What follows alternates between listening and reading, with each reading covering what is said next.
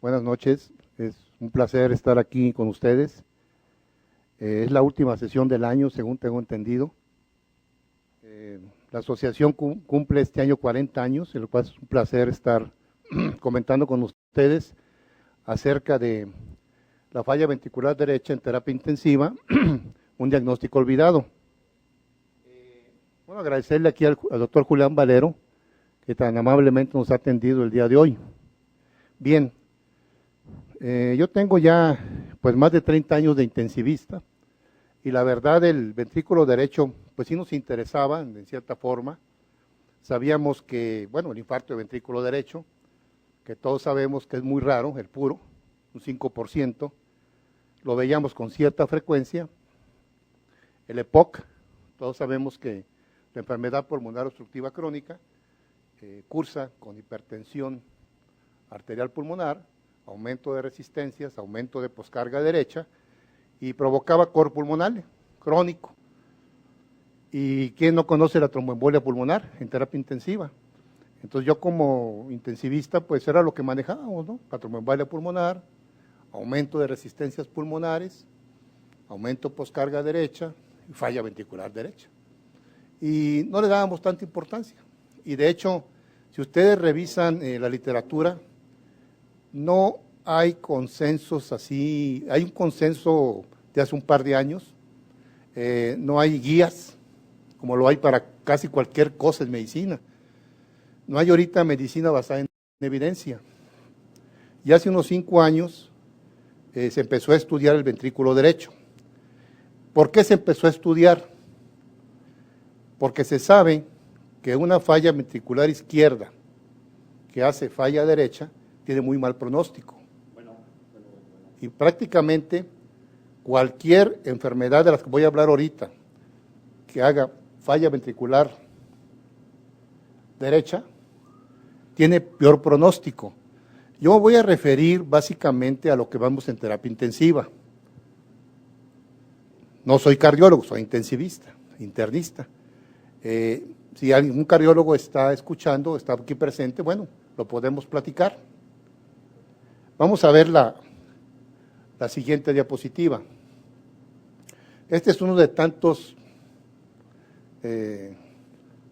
definiciones. Definitivamente no hay una definición clara. La voy a leer tal cual y hacer algunas aclaraciones. Síndrome clínico, o sea, lo producen muchas enfermedades, que puede ser consecuencia de cualquier trastorno cardíaco, estructural o funcional.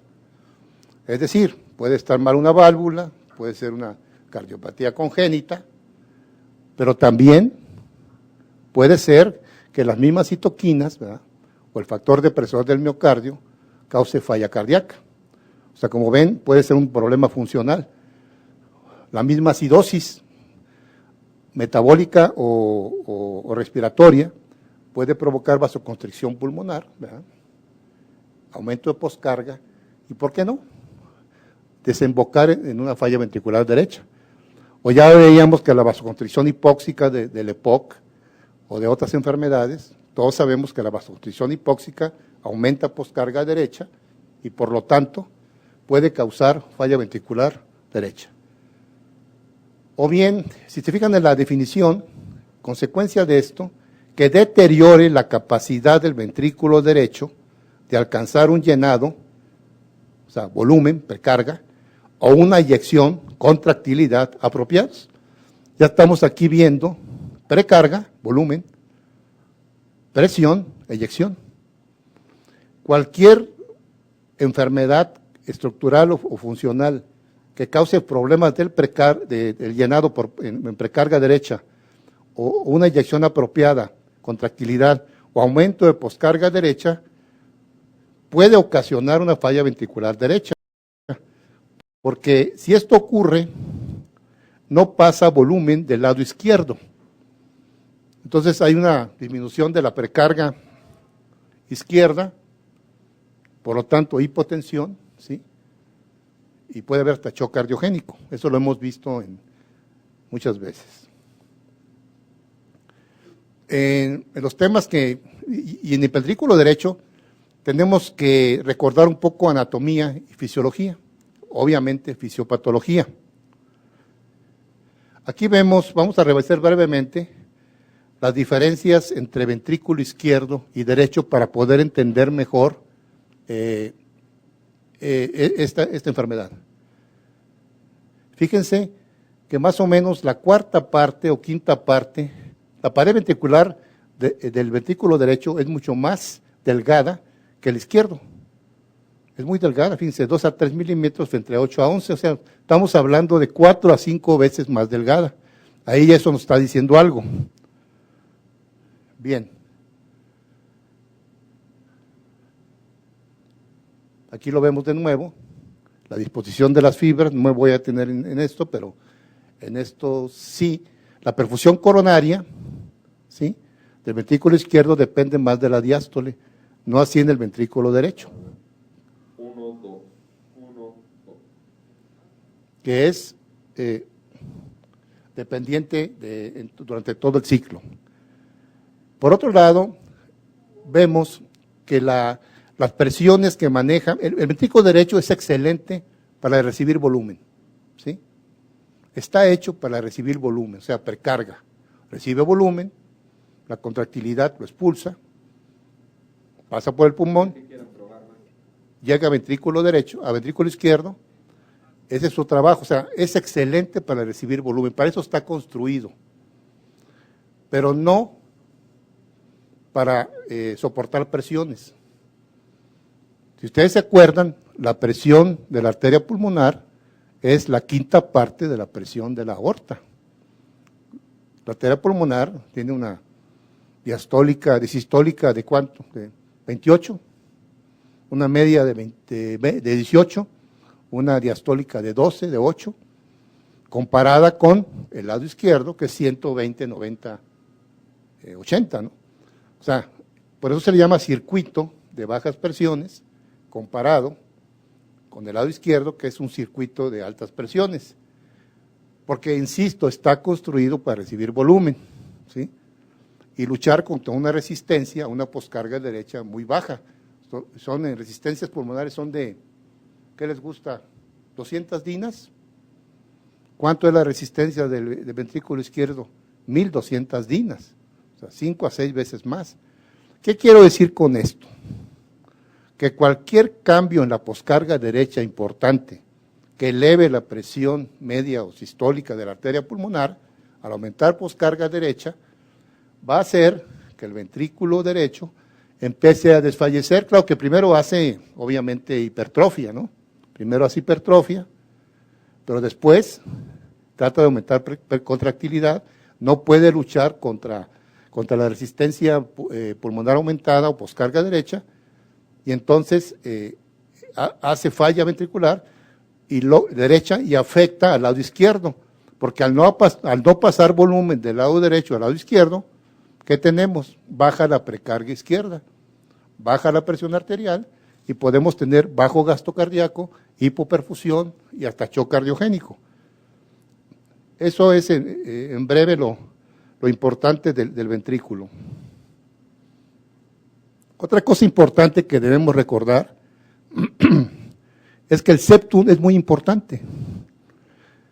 No se le había dado importancia al septum hasta recientemente. La interdependencia ventricular la conocemos hace muchos años. Todos los que somos intensivistas sabemos que la ventilación mecánica, ¿sí?, sobre todo si hay un PIB muy alto, digamos arriba de 10, 15, aumenta poscarga derecha. Todos lo sabemos. Y sabemos que el aumento de poscarga derecha lo que te va a provocar es que, lógicamente, aumente resistencias pulmonares, el ventrículo derecho no pueda vencer esa resistencia, ¿sí?, empieza a dilatarse y desvía el septum hacia el lado izquierdo y comprime, entre comillas, el ventrículo izquierdo. Hace más pequeño al ventrículo izquierdo, de tal manera que la distensibilidad del ventrículo izquierdo disminuye mucho y cuando llega la sangre del lado derecho, fíjense lo que pasa, ¿verdad? Diástole, sístole. Entonces, esta interdependencia ventricular, que conocemos hace mucho, se le está dando mucha importancia actualmente. Y es lo que está haciendo que sea un factor más para que exista precarga izquierda baja, baja perfusión y por lo tanto puede llegar hasta shock cardiogénico. Vamos a entrar poco a poco en materia sobre las causas. Me voy a referir a las causas, sobre todo que vemos en terapia intensiva. Nosotros no vemos congénitos, ¿verdad? Digo, yo nunca he visto un congénito, ¿eh? Digo, a lo mejor un adulto que tiene por ahí una comunicación interauricular que no se había descubierto, a lo mejor una aorta bivalva, no sé, pero casi no vemos congénitos, niños pues menos, ¿no? Pero me voy a referir a lo que vemos en terapia intensiva. Voy a ir repitiendo cosas muy seguido porque es conveniente que sepamos que el ventrículo derecho puede fallar por problemas de volumen o por problemas de una disfunción por contractilidad o de poscarga, y voy a estar repitiendo mucho eso, o por problemas de presión, porque el ventrículo derecho puede fallar por todas esas razones. Entonces voy a ir mezclando fisiopatología con algo de etiología. Aquí vemos sobrecarga de volumen, está tomado de aquí de Badmut, por eso es que viene en inglés, está tomado tal cual del doctor Badmut en esta revisión que ustedes ven aquí, en esta revista. Regurgitación tropospidia, pulmonar o un defecto atrial. Lo podemos ver a veces en terapia intensiva, una sobrecarga de volumen, y hablaremos del manejo. En terapia intensiva vemos infarto ventrículo derecho, sí, con cierta frecuencia. El combinado, es decir, un infarto de diafragmático con extensión a ventrículo derecho. Eso lo vemos todos los días. Pero no vemos infarto ventricular derecho puro, eso no lo vemos en terapia intensiva. Sin embargo, hay que pensar en él, porque si no se nos van a escapar los diagnósticos. Displasia ventricular izquierda, cardiomiopatía dilatada, si la vemos. Definitivamente la cardiomiopatía dilatada, si la vemos. Estos son problemas de disfunción miocárdica, o sea, problemas de contractilidad. Acuérdense, yo siempre, para no perderme, el miocardio tiene 4 funciones, 4 determinantes del gasto cardíaco: precarga, poscarga, contractilidad y frecuencia cardíaca. Todo esto puede estar afectado en la falla ventricular derecha. Y me voy a estar refiriendo cada rato a precarga derecha, poscarga derecha, contractilidad derecha, arritmias, ¿sí? Porque tenemos que hablar de fisiopatología para saber qué vamos a hacer, ¿no? ¿De acuerdo? Entonces, aquí vimos volumen, acá vimos contractilidad, o sea, precarga, contractilidad, y aquí estamos viendo poscarga. ¿Cuáles enfermedades pueden afectar poscarga? Una cardiomiopatía restrictiva, un derrame pericárdico, un taponamiento cardíaco, una estenosis tricuspidia. Y ahora nos vamos a un problema de presión, ¿sí? Aumento de poscarga derecha, falla ventricular izquierda, disfunción diastólica, cor pulmonale ya sea por un émbolo o por un EPOC, aquí está el EPOC, una enfermedad mitral, un defecto septal ventricular. Todo esto un mixoma, todo esto que ustedes ven aquí es un problema que aumenta la poscarga derecha, o sea, es problema de presión. ¿De acuerdo? Presión, contractilidad, o sea, aquí sería poscarga, contractilidad, precarga, y no viene aquí arritmias, pero también las arritmias te pueden causar falla ventricular derecha, lo vamos a ver.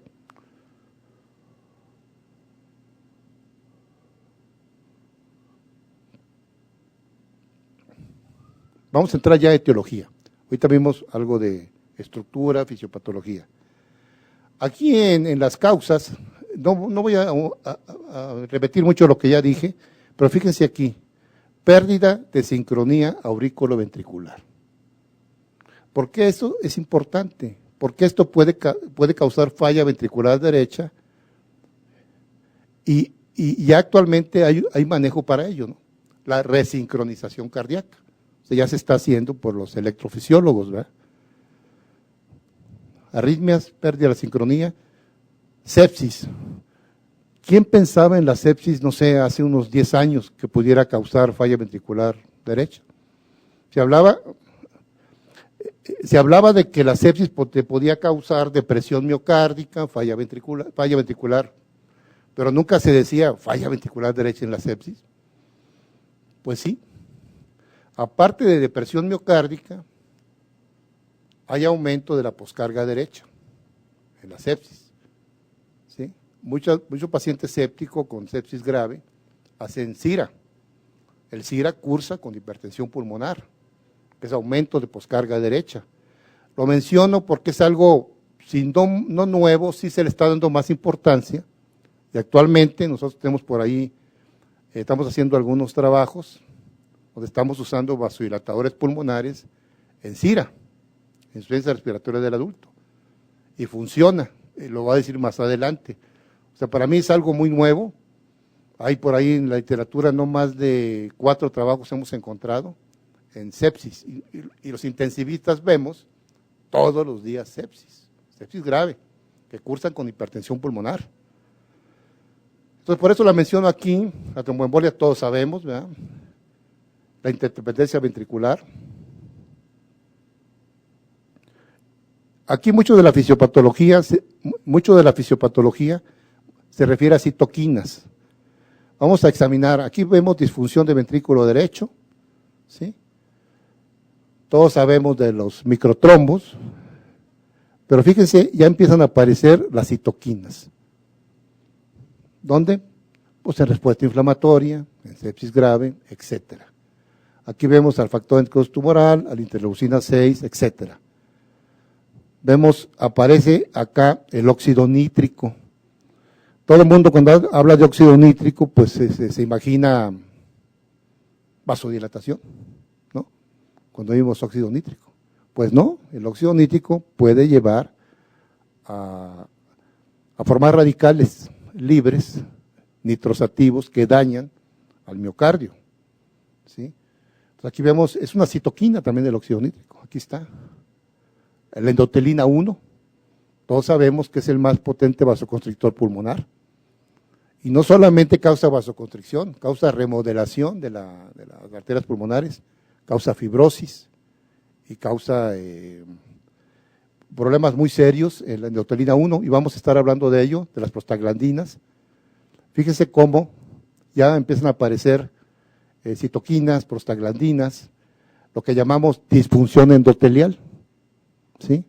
Hay disfunción endotelial en la sepsis y en otras enfermedades que pueden causar liberación de todas estas citoquinas o radicales libres que van a actuar sobre la musculatura de la arteria pulmonar y causar vasoconstricción o bien depresión del ventrículo derecho, disminuyendo la contractilidad. Entonces ya estamos armando, ¿no?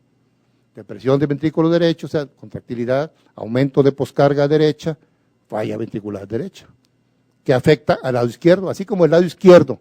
Ustedes dirían, ¿cuál es la causa más frecuente de falla ventricular derecha? Falla ventricular izquierda. Pero también la falla ventricular derecha afecta al lado izquierdo y puede llevar hasta el shock cardiogénico.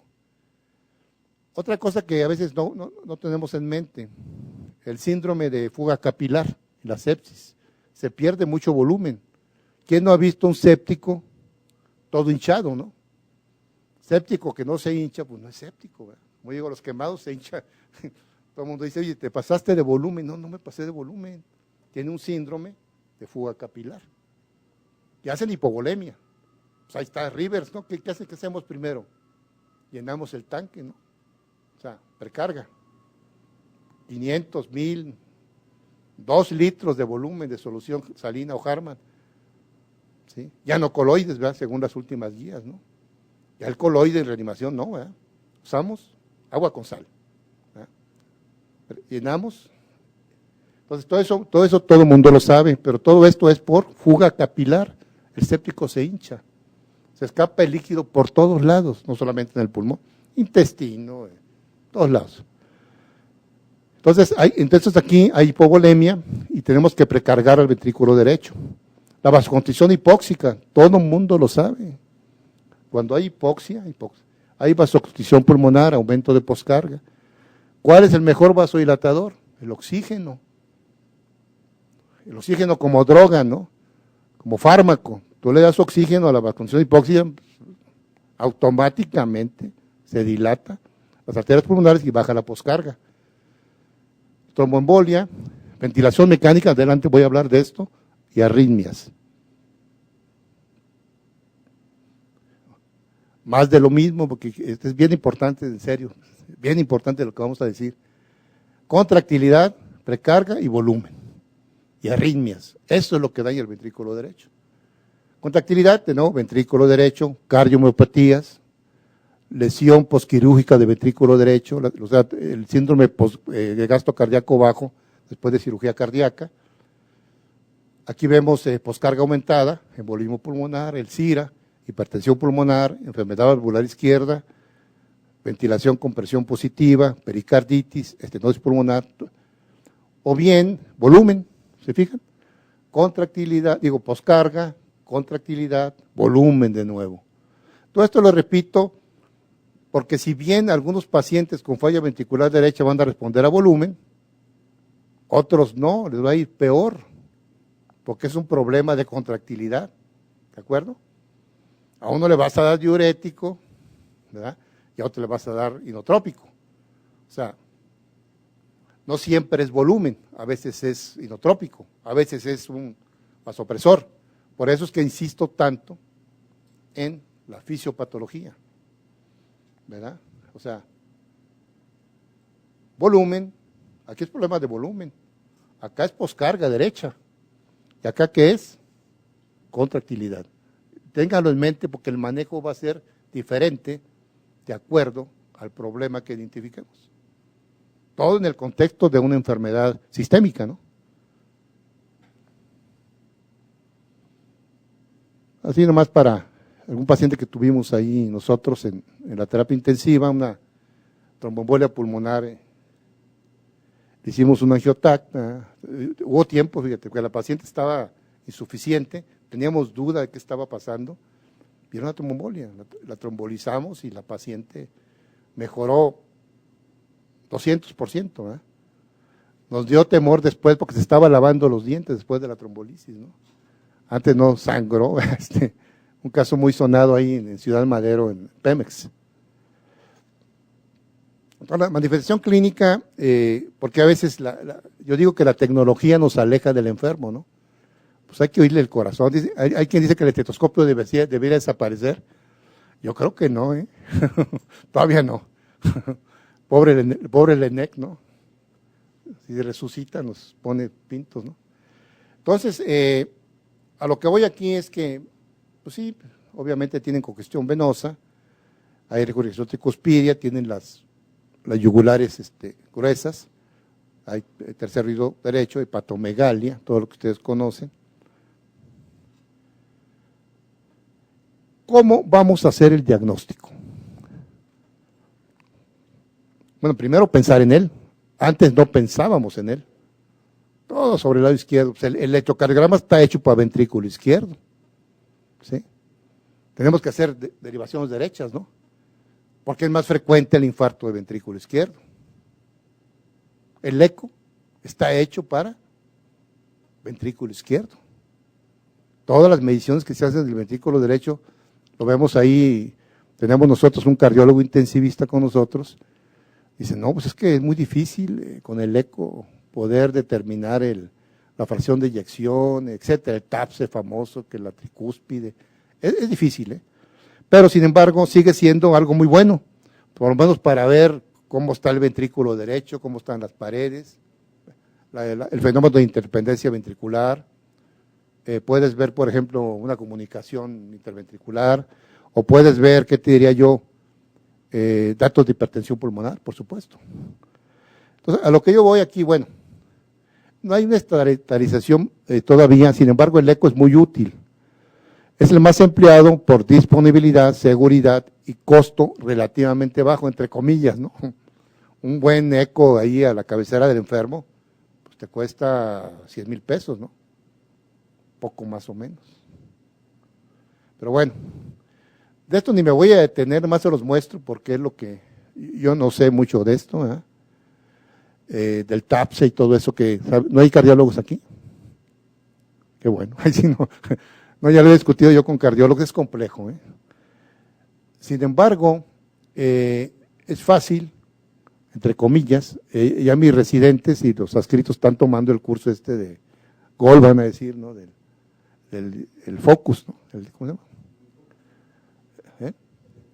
El WinFocus, ahorita se está dando en Tampico ese curso, porque ya los intensivistas y los urgenciólogos debemos hacer ecos portátiles a la cabecera del enfermo. El FAS o nosotros poner un catéter lo hacemos muchas cosas ciegas. Entonces con un eco podemos, pero ese es otra cosa. Si no se me va a ir el tiempo. Entonces, sí, definitivamente sí es útil.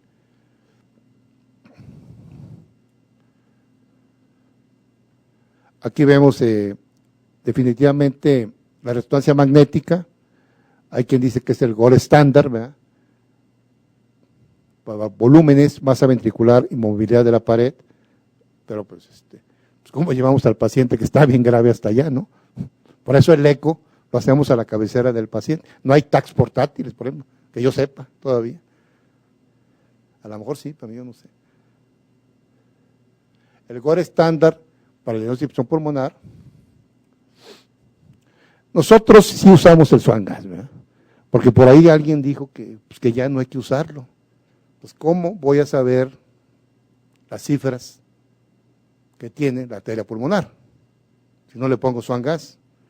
Con el eco se puede inferir, hay mediciones, pero le ponemos un Swan gas, ¿verdad? Y medimos presiones pulmonares, ¿sí?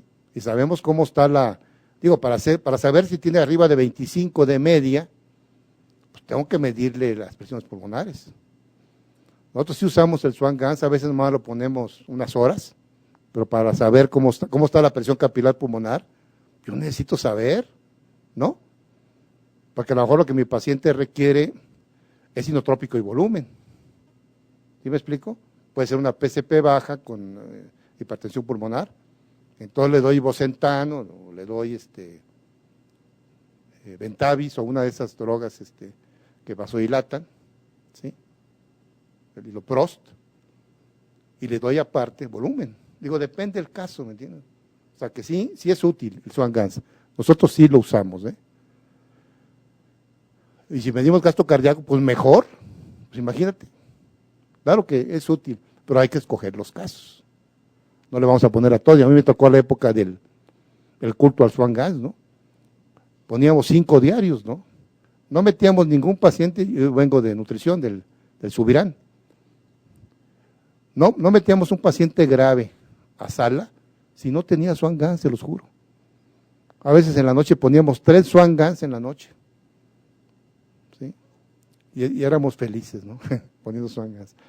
Bueno, pero ya no, eso ya no, ¿verdad? Estoy de acuerdo que no hay que exagerar, pero tampoco hay que satanizarlo, ¿verdad?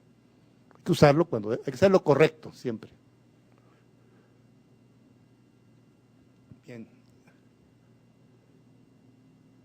Lo que dice aquí, no se plantea para todos los pacientes, tiene riesgos, claro. Vivir es un riesgo, ¿no? Vamos a entrar a lo que a todos nos gusta, el tratamiento, ¿no? ¿Qué le hago, doctor? De nuevo, ¿no? Tenemos que mejorar, optimizar la función del ventrículo derecho. No es tan fácil. A veces el volumen lo mejora, a veces lo empeora, ¿sí? Porque si el problema es contractilidad, pues no le voy a dar volumen, ¿no? Le doy un inotrópico. Por eso pongo aquí, también tomado del doctor Lam, le recomiendo esta referencia. Doctor Lam escribió este artículo muy interesante. Entonces, tengo que actuar con inotrópicos. Sabemos que la dobutamina o el levosimendan son los que más usamos, ¿no? Nada más, dopamina ya no la usamos. Tampoco la satanizamos, ¿no? Porque ¿qué tal si no hay un orepi? ¿Qué hacen? saca la dopamina, con mucho cuidado, ¿no? Porque puede provocar arritmias. Pero ya sabemos que no lo vamos a utilizar, por ejemplo, a mejorar flujo renal, eso ya no existe desde hace muchos años, ¿no? Pero hay médicos que todavía dicen, ponle un poco de dopa a 2 gramos kilo minuto, para aumentar perfusión. Pero bueno, eso es otra cosa. Vayamos aquí no voy a desviar mucho. La luciotropía, pues, se habla de relajación, ¿no? Aunque no lo crean, hay sustancias como el Viagra, Gol, ¿no? Un día en la terapia intensiva es un chascarrillo pequeño, ¿no? Pedimos como 50 tabletas de Viagra. Luego nos llamaron de la farmacia, oye doctor, ¿qué pasa ahí, no? Tenemos mucha hipertensión pulmonar. Ah, sí, ¿cómo no, no? Es un excelente medicamento para hipertensión pulmonar, ¿eh? Es una maravilla. Pero bueno, nosotros lo hemos usado algunas veces. Hemos usado más, ahorita vamos a platicar de eso. Bueno, entonces, lucidotropía, que es sobre relajación. A veces nosotros actuamos sobre la disfunción diastólica, a veces optimizamos, no sé, el volumen, a veces combatimos las citoquinas, a veces actuamos sobre la disfunción endotelial. ¿Cómo? Pues con un bloqueador de la endotelina 1, como el Bosentan, ¿verdad? Por ejemplo. Ya tenemos por ahí algunos casos que ahorita les platico. O actuamos sobre la fuga capilar, pues aquí hay que dar volumen. O actuamos sobre la vasoconstricción hipóxica, pues hay que darle oxígeno, ¿no? O actuamos sobre las arritmias. Ahí tenemos una paciente ahorita internada que le hemos dado amiodarona, pero hasta dosis super tope, ¿no? Y mezclada con digoxina. Yo sí le tenía un poco de miedo, ¿no? Pero me dice el cardiólogo que trabaja con nosotros, no tengas miedo, no pasa nada. Mi abuelita sí me dijo, su abuelita creo, a ver si me estaba viendo por ahí Álvaro. Mi abuelita vivió, no sé, 90 años, creo que estaba viva, no la vaya a matar, creo que todavía está viva, y estaba con amiodarona y digoxina. Pues a veces hay que usarlo, con mucho cuidado, ¿eh? Si sabe uno lo que está haciendo, hay que usarlo. Entonces, arritmias de sincronización cardíaca lo hacen la gente que se dedica a la electrofisiología, los famosos tricamerales, ¿no? Los marcapasos tricamerales. También voy a hablar rápidamente de esto, ventilación mecánica, trombolisis, etcétera. Esta también, si le quieren tomar foto, es excelente, porque no se les va nada. Primero, pues muerto el perro se acaba la rabia, ¿no? Entonces tenemos que actuar sobre la causa. Mientras no ataquemos la causa, pues el paciente sigue malito, ¿no? No se va a curar nunca. Entonces primero, ¿qué lo precipitó? Infecciones, hay que dar antibióticos, sangre, antiarrítmicos, hay que atacar las comorbilidades, la tromboembolia, procurar no intubar al paciente. Esta misma paciente que les digo, ya le íbamos a intubar. Nosotros practicamos mucho la ventilación no invasiva, sobre todo en EPOC, pero esta paciente no tiene EPOC, lo que tenía falla ventricular, ¿no? Dijimos, bueno, vamos a darle oportunidad a la ventilación no invasiva, ¿no? La usamos y mejoró mucho, al grado de que antes de venirme hoy en la mañana, estaba muy bien la enferma, ¿no? Con ventilación no invasiva, ¿sí? Porque te baja de poscarga derecha, lógicamente, ¿verdad? Y hay menos fuga capilar. O sea, tiene muchas acciones, que no me voy a detener en eso porque se nos va el tiempo. La palabra optimizar, precarga derecha-izquierda. Se oye muy sencillo. Optimícela, sí, pero ¿cómo, no? Bueno, hay que dar volumen, no es el foro, más bien no es el momento de decir cómo le vamos a dar volumen, pero hay que saber si es volumen, pues hay que darle volumen, o bien si es problema al revés de que tiene mucho volumen, diuréticos o infiltración, ¿verdad? Hay que reducir poscarga derecha. Aquí el que estamos usando nosotros es el Iloprost, que es el Ventavis, lo usamos inhalado. Alguien decía, bueno, es que vas a vasodilatar los lados que están mal perfundidos. No pasa eso, porque nada más dilata los que están bien ventilados. O sea, no aumenta el chón, ¿eh? Ya tenemos ahí varios casos. No aumenta el chón y no actúa a nivel periférico, nada más actúa a nivel pulmonar, es inhalado. Más que hay que usarlo unas 5 o 6 veces al día, es la única situación, ¿no? Pero sí funciona, ¿eh? En casos bien escogidos, por supuesto. El propranolol se pone subcutáneo, no lo hemos usado. Estos sí los usamos, que es el Viagra, ¿no? El sildenafil, ese sí lo usamos nosotros. El óxido nítrico no tenemos experiencia, pero se sabe que el óxido nítrico tiene la desventaja que cuando lo quitas hay un rebote. Y entonces cuando le pones el sildenafil, ¿sí? En el rebote, o Bosentan, pero el sildenafil es el que más ha funcionado. Cuando quitas óxido nítrico, no tenemos experiencia en eso. O bien pones iloprost después que quitas el óxido nítrico. Esto para reducir poscarga. ¿Cómo optimiza la contractilidad? Sencillo, dobutamina. Se sabe que la dobutamina, todos sabemos que es un beta-1 estimulante, pero también es un beta-2. Pues también dilata un poco las arterias pulmonares. O sea, disminuye poscarga. Pero no te pases de 10. ¿Sí? Si tú te pasas de 10 gamas kilo minuto, ese efecto de beta-2 ya no es tan intenso. Se recomienda alrededor de 5 gamas, 4 o 5 gamas kilo minuto, 6 gamas kilo minuto, no pasar de 10 de dobutamina, para que tengas el efecto inotrópico y vasodilatador pulmonar. Que se te cae la presión arterial, pues ponle norepinefrina, es lo que hacemos nosotros, ¿no? Le pongo un poco de norepinefrina. Levosimendan, tenemos mucha experiencia nosotros con levosimendan, es un excelente inotrópico. Actúa, si se acuerdan, sobre la troponina, sensibilizando al calcio, buena contracción, menos arritmias, algo de vasodilatación. Se me vasodilata, pues le pongo norepi. Me interesa que vasodilata los vasos pulmonares. Anticitoquinas, se están encontrando nuevas, nosotros sí lo usamos, nada más que empezamos con dosis muy bajas o no le damos dosis de carga, ¿sí? Tenemos bastante experiencia, tenemos usándolo, no sé, 10 años, ¿no? El levosimendan. Excelente inotrópico. La milrinona no la usamos, la usé en algún tiempo, ya inhalada, no es tan buena porque esta sí vasodilata bastante, ¿eh? No la usamos, hay que llevar la saturación de oxígeno arriba de 70 y arriba de 2 litros, en el índice cardíaco. Optimizar presión de perfusión. ¿A quién me refiero yo? A poscarga izquierda. ¿Cómo me aprendí yo esta forma de ver al enfermo? Me acordé de Rivers, ¿no? Nomás hay que trabajar sobre precarga, poscarga, contractilidad, frecuencia cardíaca, derecha e izquierda. Y no me pierdo así, ¿verdad?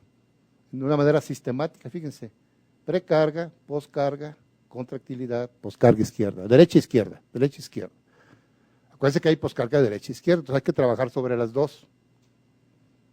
No olvidarse que son dos corazones muy diferentes, ¿verdad? Diferentes presiones, diferente anatomía. Todo es diferente. Entonces, norepi o vasopresina. Y al final, pues trasplante. Vamos a hablar un poquito. Bueno, esto ya lo hablé, ¿verdad?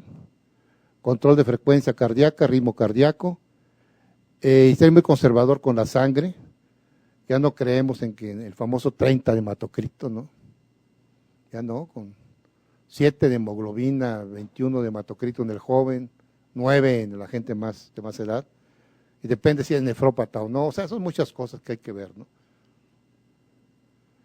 De la precarga, pues ustedes saben que pues, seguimos a Rivers, todo el mundo lo critica, pero todo el mundo lo seguimos, ¿sí o no?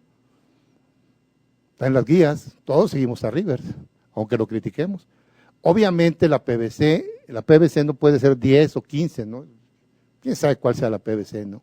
Lo importante es la tendencia con el manejo que siga la PVC. La PVC es muy voluble, ¿verdad? Muy cambiante, es difícil de entender.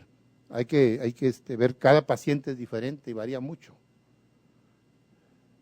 Entonces, eso de 10, 15 es relativo, ¿no? Más bien hay que ver cómo mejora el paciente, ¿no? Hay que estarlo viendo. Terapia intensiva es una actitud, no es un lugar. Todo el mundo dice, mándalo a terapia intensiva, espérame.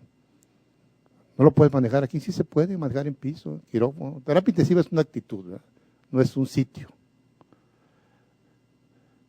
Entonces, tener cuidado con los líquidos, como dice aquí, porque aumenta el estrés parietal, aumenta el consumo de oxígeno, puede bajar la contractilidad y puede aumentar, lógicamente, el desplazamiento del septum.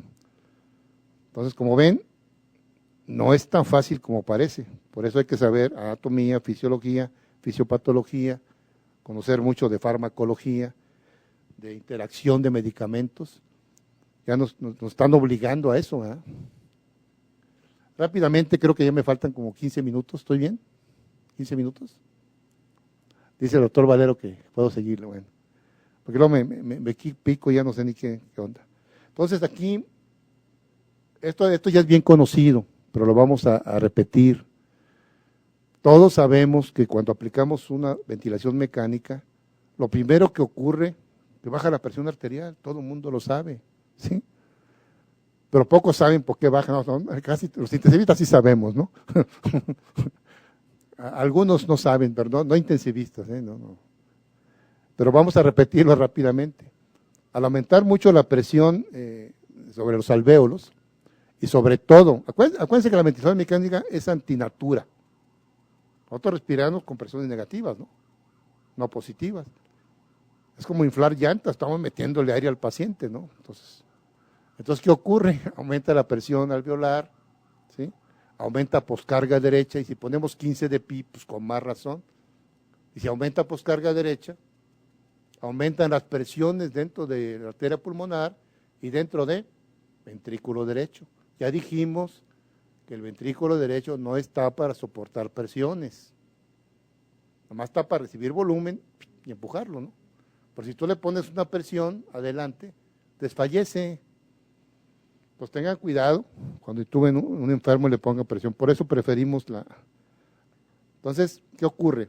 Aumenta la presión a poscarga derecha. ¿Qué creen que pase si aumenta mucho la poscarga derecha? Aparte que desfallece ventrículo derecho. Pasa menos volumen del lado derecho al lado izquierdo. Baja precarga izquierda, ¿sí? Baja la PCP, obviamente, presión capilar pulmonar, baja el gasto cardíaco y el paciente se hipotensa. ¿Qué hay que hacer? Pues hay que ponerle volumen e inotrópico, ni modo. A veces con volumen responde, a veces hay que poner inotrópico, depende del enfermo. Entonces, como ven, la ventilación mecánica no es inocua. Yo siempre he dicho, y el doctor Valero lo sabe, ¿no? Es una bendición en gente que sabe manejar ventiladores, y un arma diabólica en quien no sabe. Entonces, alguien que no sabe manejar ventiladores, mejor que ni lo tome, no con el ambú, que se la lleve, ¿no? Hasta que llegue alguien que sabe. O sea, aquí demostramos, y no quiero hablar de la interdependencia ventricular porque ya hablé. La ventilación mecánica es de las causas más frecuentes del fenómeno de interdependencia ventricular, ¿eh? No se les olvide, por favor. Y ahí está lo que acabo de decir, ¿no? Aumenta la presión arterial pulmonar, las resistencias, aumenta la ingurgitación, la insuficiencia tricuspidia y la poscarga del ventrículo derecho. Un PIP elevado, baja precarga izquierda, por lo tanto el gasto cardíaco. ¿Qué tenemos que hacer? Lo que ya sabemos desde hace 10 años, ¿no? Volúmenes bajos, para que la presión pico y la meseta sobre todo esté máximo abajo de 30.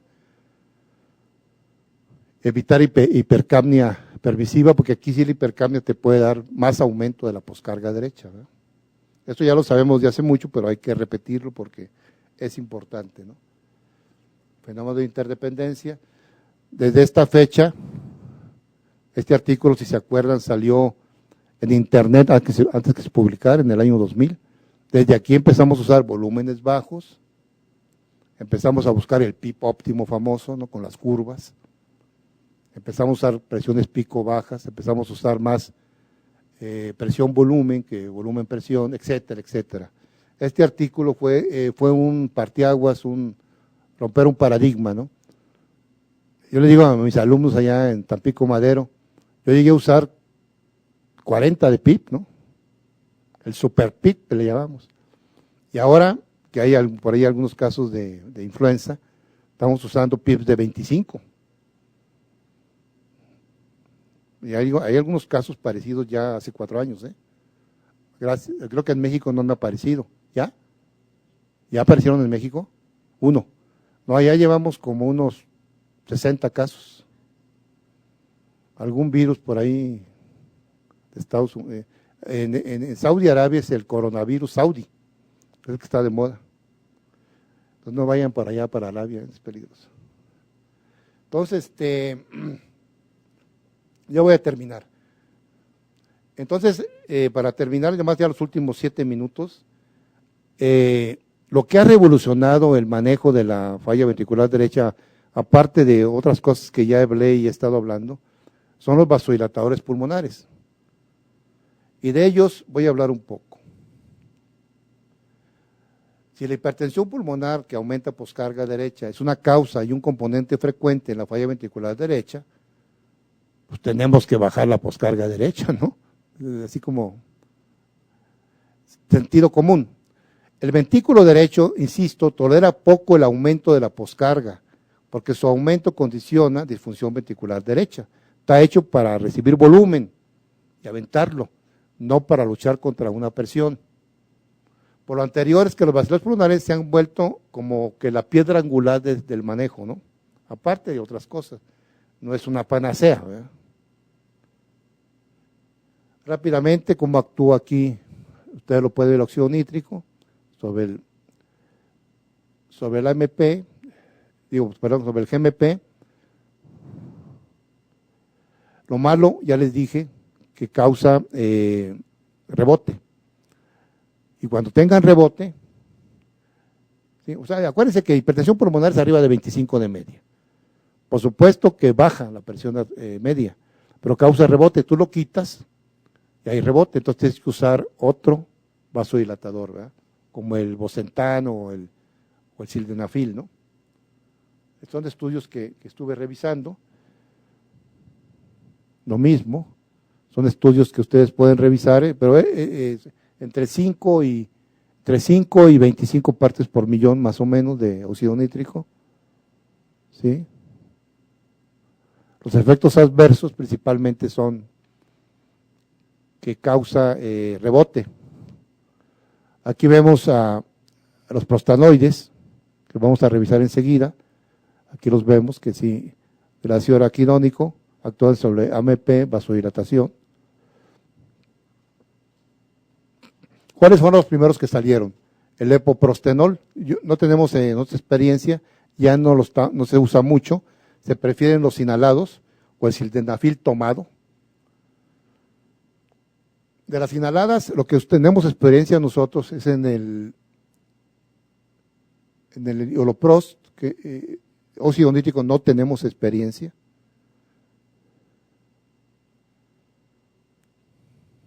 En trasplante cardíaco también se ha visto que tanto el óxido nítrico como las prostanoides tienen un efecto excelente.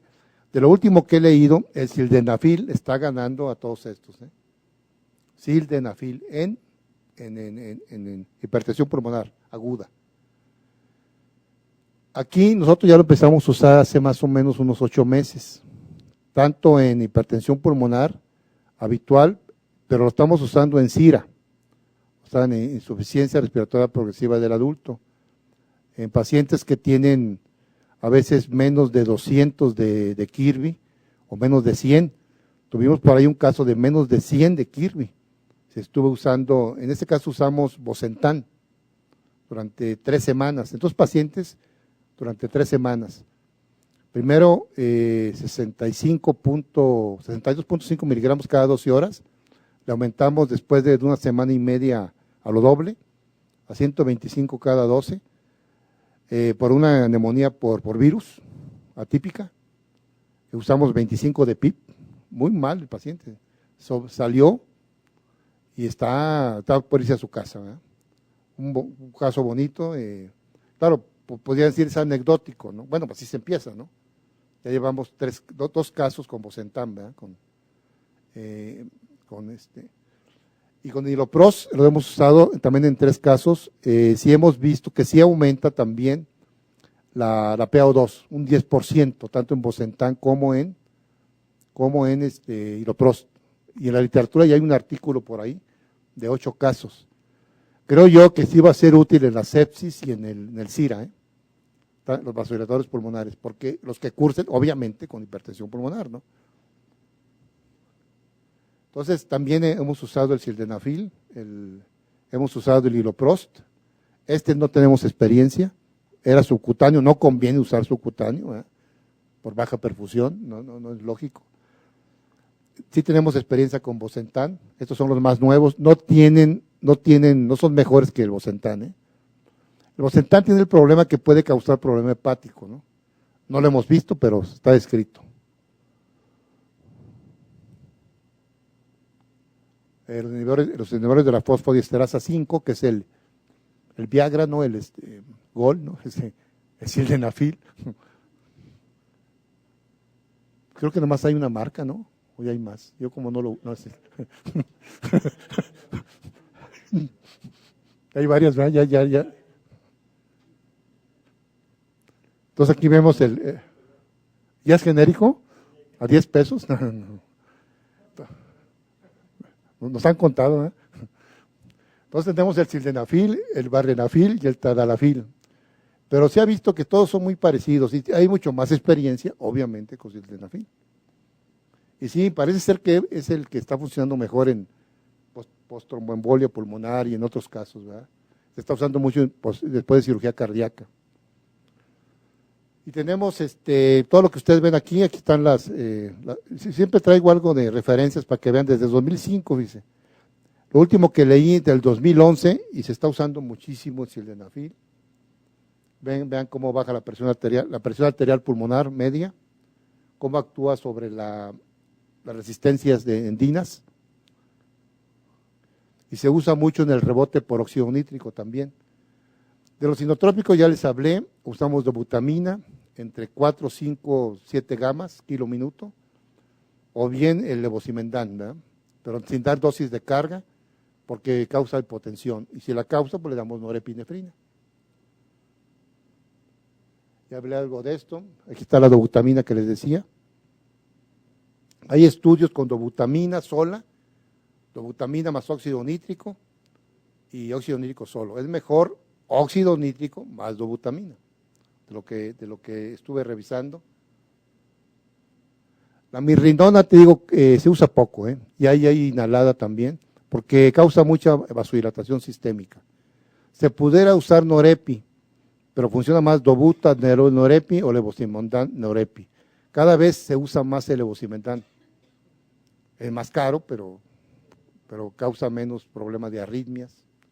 Es excelente el levosimendan. Tiene otras funciones sobre citoquinas. Ahí lo tienen. No aumenta tanto consumo de oxígeno. Ahora, ¿pueden usar el levosimendan más dobuta? Pues sí. Si ustedes saben lo que están haciendo, pueden usar lo que quieran, ¿no?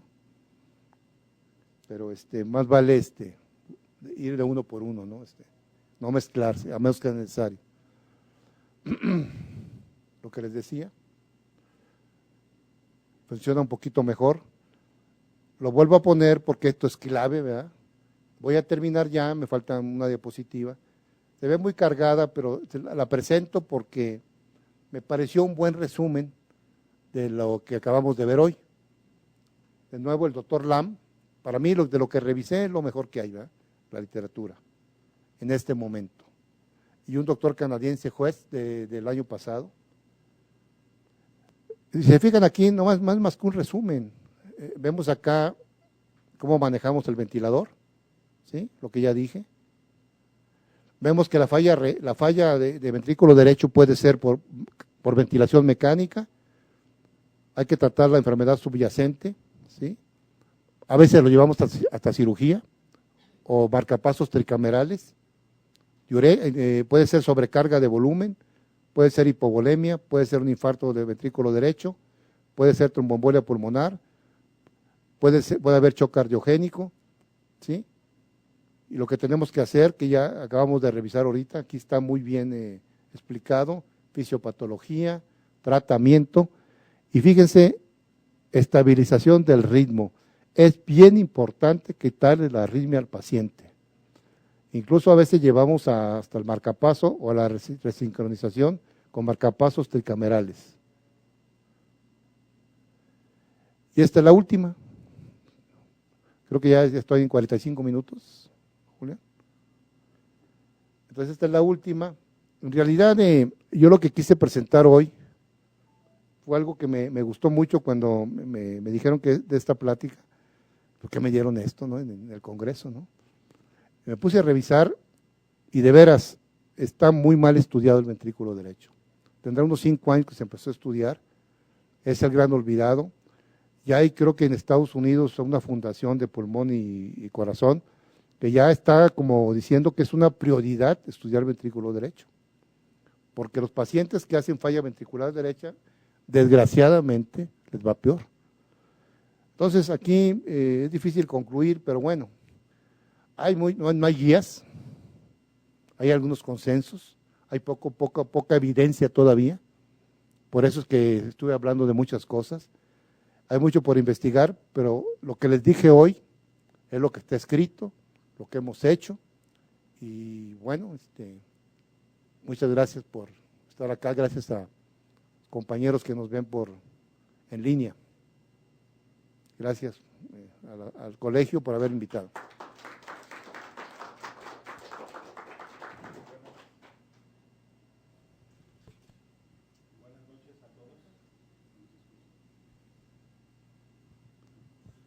Buenas noches a todos. Una disculpa, por favor, el doctor se nos adelantó un poquito y no nos dio la oportunidad de presentarlo, pero afortunadamente el doctor no requiere presentación. Todos lo conocemos, el doctor César Cruz, maestro de muchos de nosotros, formador de muchos intensivistas durante muchos años, y bueno, en especial yo le tengo un cariño y un agradecimiento porque, bueno, yo salí con él.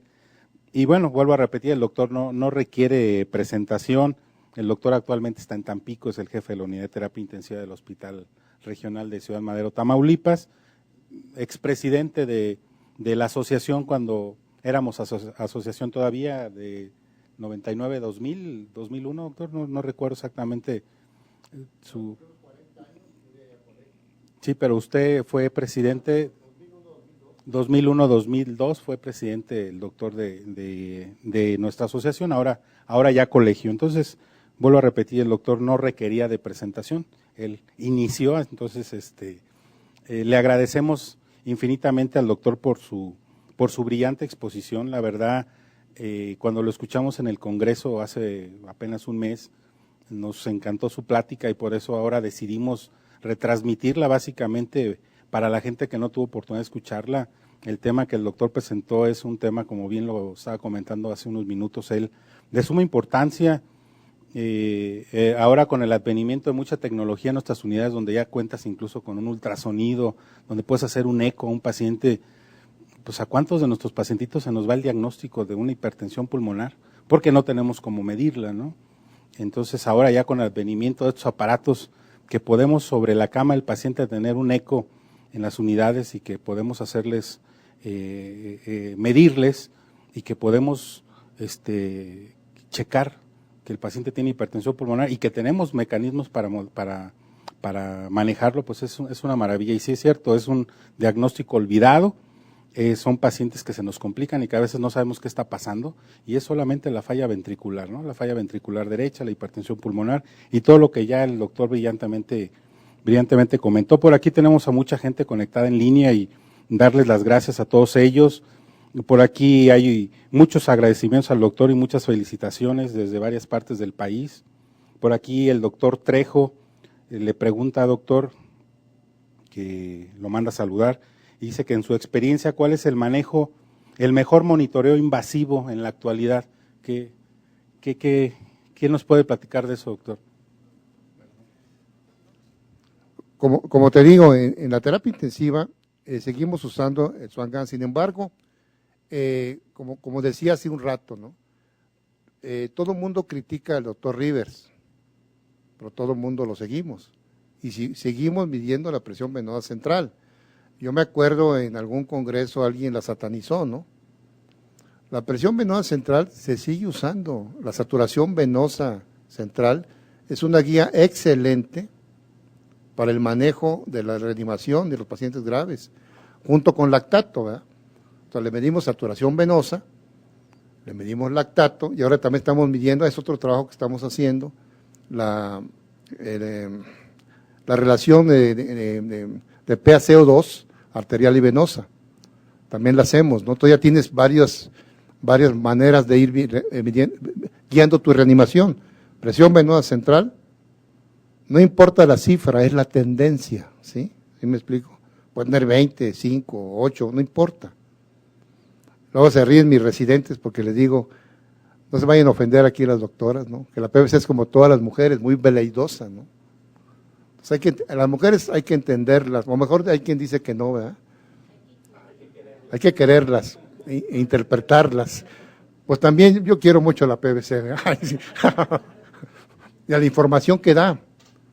A la saturación venosa, yo creo mucho en la saturación venosa, soy un admirador. Y a la pregunta del doctor Trejo, pues tú lo sabes, que yo sigo usando y seguimos usando en la terapia la saturación venosa. Obviamente si tienen el vigileo excelente, ¿no? Saturación venosa continua. La tendencia también, excepto la sepsis, que la sepsis es también muy mentirosa, ¿no? Porque puede tener una saturación venosa alta y estar muy mal el enfermo, porque no está extrayendo nada. No quiere decir que mejoró, ¿no? Excepto la sepsis, que hay que interpretar todavía más, creo que sigue siendo todavía un monitoreo invasivo excelente, pero y el Swan-Ganz lo usamos en un 10, 15% de los casos. Sigue teniendo vigencia el Swan-Ganz, sobre todo en estos casos, y no hay que satanizarlo. Gracias por comunicarte.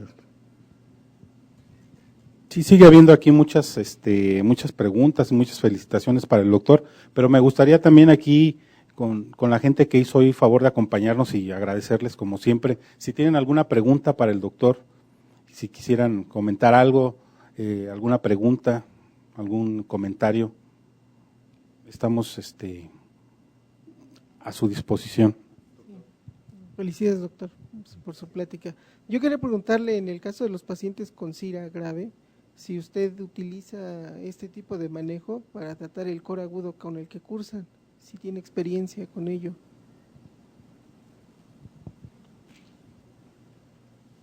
Sí, gracias. Sí, nosotros lo estamos utilizando en SIRA. ¿Por qué lo utilizamos? Porque aparte de todo lo que tú ya sabes con el PIP y demás, sabemos que con los vasodilatos pulmonares, sobre todo el Iropros o el Bosentan, ¿verdad?, podemos mejorar la perfusión de las áreas ventiladas. Nosotros personalmente nos gusta más lo nebulizado, porque nada más actúa a nivel local, no periférico. Sin embargo, ya tenemos 2 casos, no son muchos, con Bosentan, y también hubo mejoría de la PaO2 y hubo mejoría de la hipertensión pulmonar.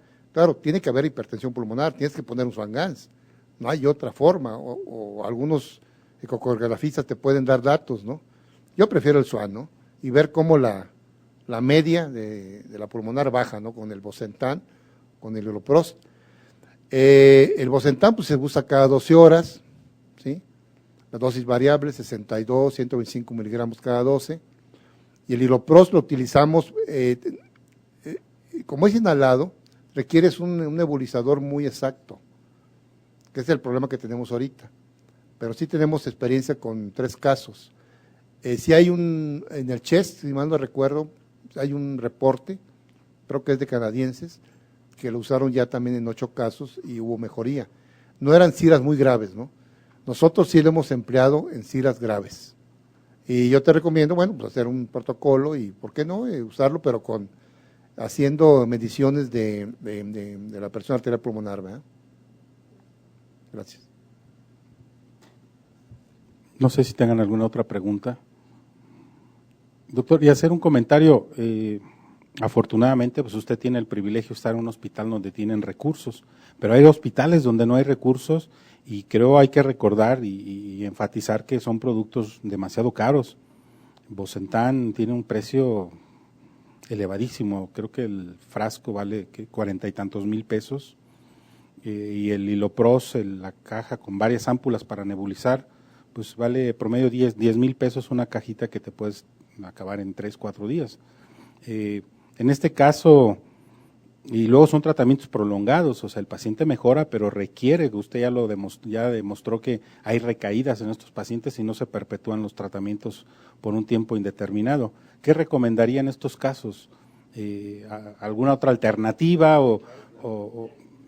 sí?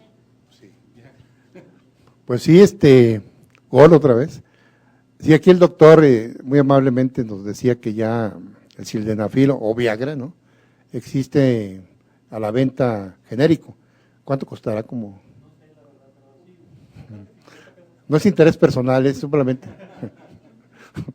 No, sí, mira, yo estuve leyendo artículos muy interesantes de que ahorita en muchos lados del mundo se está usando el sildenafil, en hipertensión pulmonar. Nosotros tenemos, es anecdótico, lo hemos usado en tromboembolia pulmonar después de que ya la hizo para regularizar la hipertensión pulmonar. Pero ya con lo que he leído, pues yo creo que lo vamos a usar más y es más económico que los demás vasodilatadores, ¿verdad? El Viagra de por sí ya lleva mucho tiempo usándose en hipertensión pulmonar, ¿sí? En pacientes epocosos y eso. Entonces, pero aquí en los pacientes de terapia intensiva que están graves y que la perfusión no es del todo muy buena, ¿sí funciona? Sí, tienes razón, tiene que tener buena perfusión, ¿no? Porque es oral, ¿no? Primero, para acabar, pues, tiene que tener vía oral, ¿no? La ventaja bueno, yo aquí en este caso, hay estudios con dobutamina, dosis baja, porque luego tiene que ser un paciente que no requiera tanto inotropismo, ¿verdad? O sea, no sé, 4 o 5 gamas de dobuta. Si requieres más, a lo mejor no hay estudios de eso, yo le agregaría levosimendan, pero no dándole dosis de carga. Estoy pensando en voz alta, le daría una mezcla, pero también es caro el levosimendan. Entonces, usar dobuta a dosis bajas, ¿qué más se me ocurriría? Déjame ver de los que yo revisé. No, pues no hay nada que sea más económico que el sildenafil, ¿verdad? Habría que hacer casos en pacientes que sí tienen vía oral y que lo absorben bien, ¿verdad? No hay trabajos de eso. Sí hay, pero sobre todo en cirugía cardíaca, hay gente que lo ha usado 1 año. Yo leí trabajos de 3 meses a 1 año tomando sildenafil, ¿no? Con una calidad, ellos hacen una prueba especial de los 6 minutos y otras pruebas, ¿no? Y ahorita recordándolo, aprovecho para decirlo, que muchas veces dicen, oye, ¿pero qué calidad de vida tiene el paciente? Lo pasaste de un New York 4 a un 3. Un paciente dijo, no juzgues mi calidad de vida, esa la juzgo yo. Porque luego está que el Karnowski, que no sé qué. Eso lo dijo Alfredo Sierra en el Congreso, ¿no? No sé si estuviste en esa plática. De un paciente amputado, casi ciego, etcétera, etcétera. Estaba muy mal el pobre, ¿no? Se estaba muriendo y unos médicos comentan enfrente de él, oye, ya no le hagas nada, ya que se vaya, ¿no? Qué calidad de vida tan. Y entonces el paciente vivió, veía a los partidos de la América y demás, ¿no? Todo eso. Y entonces el paciente les dijo, yo oí lo que estaban diciendo, que no me querían hacer nada. ¿Quiénes son ustedes para juzgar mi calidad de vida? Dice, mi calidad de vida la juzgo yo. Digo, eso se los digo porque me impactó y es cierto, ¿no? Ay, ¿cuál, doctor? A ver, ¿cuál sería lo contrario? O sea, que así como dice usted, la calidad de vida la dice él, a lo mejor para mí esa calidad de vida no es vida, ¿no? Entonces sería lo contrario. ¿Para quién? ¿Para el médico? Ok.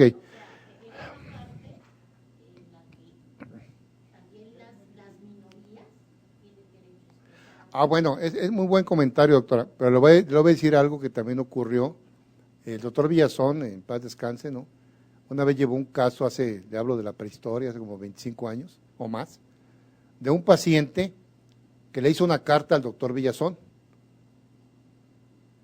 Digo, yo estando en la terapia intensiva, quise morirme 20 veces. Les decía a los médicos que me dejaran morir. Ahorita estoy agradecido de estar vivo. O sea, Por eso, pero a lo que voy es que a final de cuentas es una situación que se valora de acuerdo a cada persona. por supuesto, pero nosotros no podemos juzgar, nosotros, me refiero a los médicos, no a la persona. Nosotros como médicos, y estamos entrando en la bioética, ¿no? Que también me gusta ese terreno. Nosotros como médicos no podemos juzgar la calidad de un enfermo, por Dios. Pero podría haber quien exprese lo contrario. Bueno, pero es el paciente, no tú. Es lo que te estoy diciendo. Nosotros como médicos no podemos decidir por un enfermo. Él tiene que decidir. ¿De acuerdo? Es lo que yo quería expresar. Por supuesto, si decide lo contrario, también. ¿Sí? Pero respetar la autonomía del paciente, Bueno. eso es autonomía. ¿Sí? Pero también tiene que estar en sus 5 sentidos, porque si está intubado por todos lados, con dolores y en el averno, como dicen, ¿no? Por favor, mátenme, ¿no? No. ¿Me estoy explicando? Tiene que estar dentro de lo que cabe. Por eso hay que preguntarle antes. Y el doctor Sierra también presentó ahí que él tiene un un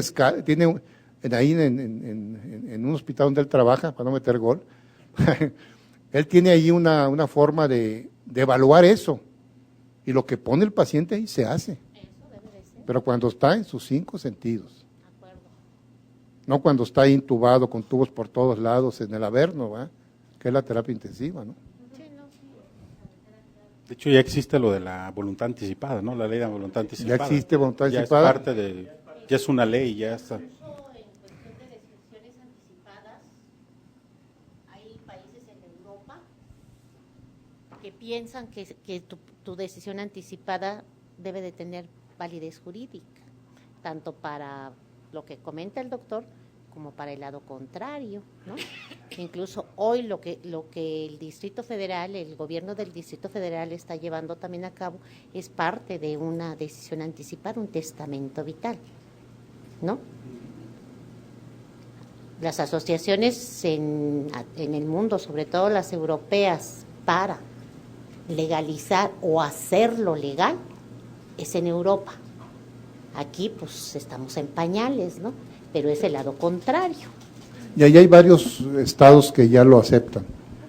Te digo porque, otro gol, tengo un artículo de eso, de voluntad anticipada, lo escribimos en las clínicas de la asociación, ahora colegio, hace 2 años. Todas las clínicas son de bioética. Y ahí yo tengo un artículo precisamente de voluntad anticipada. Por supuesto que creo en ello, ¿no? Y cuando hablé yo de esto hace, no sé, 1 mes o 2 meses, me tocó hablar de ortotanasia, vino un médico y me dijo, mire doctor, en Guanajuato, me mencionó 3 estados más, creo que Hidalgo y otro más, ya existe la voluntad anticipada. Por supuesto que yo también defiendo eso, pero me refería al enfermo. Hay que respetarlo, sí.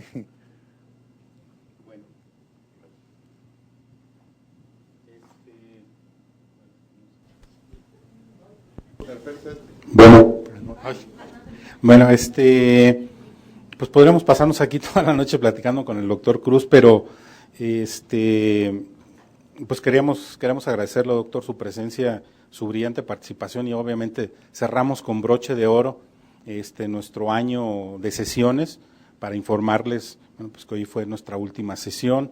En el mes de diciembre no tenemos, salimos de vacaciones, pero en enero puntualitos, en el último jueves del mes, continuaremos con nuestra sesión. Les avisaremos unas semanitas antes, esperemos no cambiar de sede, esperemos que continúen siendo aquí.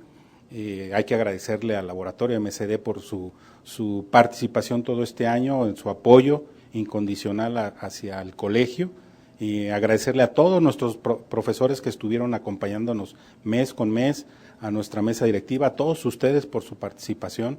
Reciban un cordial saludo y un abrazo fraternal y muy fuerte de parte del doctor Felipe Jesús Pérez Rada, nuestro presidente del colegio, que por motivos de salud no pudo estar hoy con nosotros, pero que está conectado y está al pendiente siempre de nuestras pláticas, y les manda un caluroso abrazo a todos y les desea la mejor de las Navidades, y que el próximo año esté lleno de mucha salud y las mejores bendiciones para todos ustedes, y que se la pasen increíblemente bien. Esos son los deseos de nuestro presidente, les manda a todos un gran abrazo.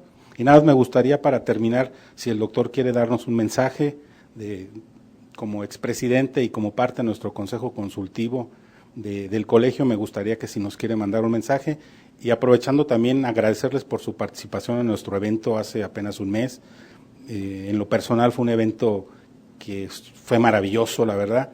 Tuvimos muchísima gente, fue un eventazo, la verdad. Entonces sí me gustaría que el doctor, en su calidad de expresidente y en su calidad de consejero consultivo de nuestro colegio, nos diera unas palabras, doctor, para cerrar nuestro ciclo de conferencias.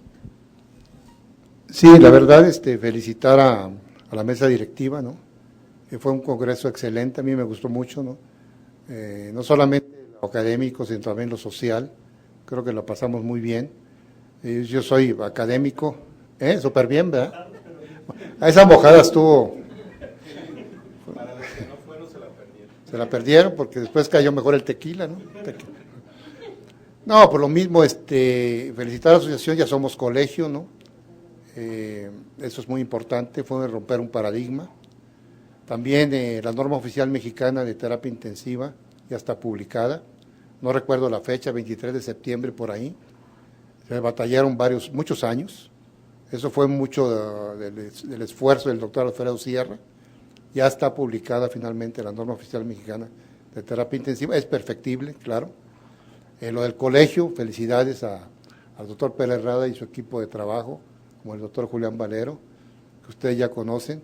Ser colegio es dar un salto muy grande, porque ya somos interlocutores ante el gobierno, y eso es mucho, ¿no? Porque ya podemos negociar en beneficio de nuestros pacientes graves, ¿verdad?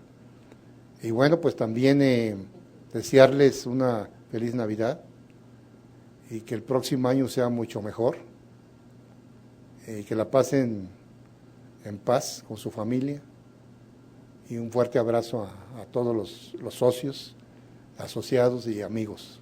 Saludos, gracias. Ya nada más por último, y para seguir con nuestro protocolo, le quisiéramos hacer entrega al doctor César Cruz de su reconocimiento por su asistencia a esta sesión ordinaria como profesor invitado. Doctor, le hacemos entrega de su diploma y muchas gracias. No, al contrario, siempre es un placer y un privilegio.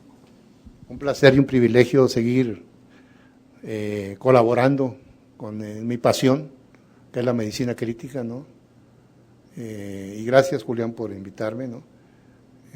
Siempre será un privilegio estar aquí y poder compartir con ustedes las experiencias que tenemos y bueno, y verlos y poder, no es lo mismo desde, aquí se siente calor humano, ¿no? Y muchas gracias por su asistencia.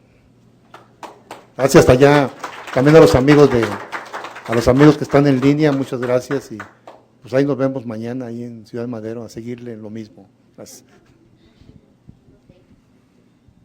Gracias.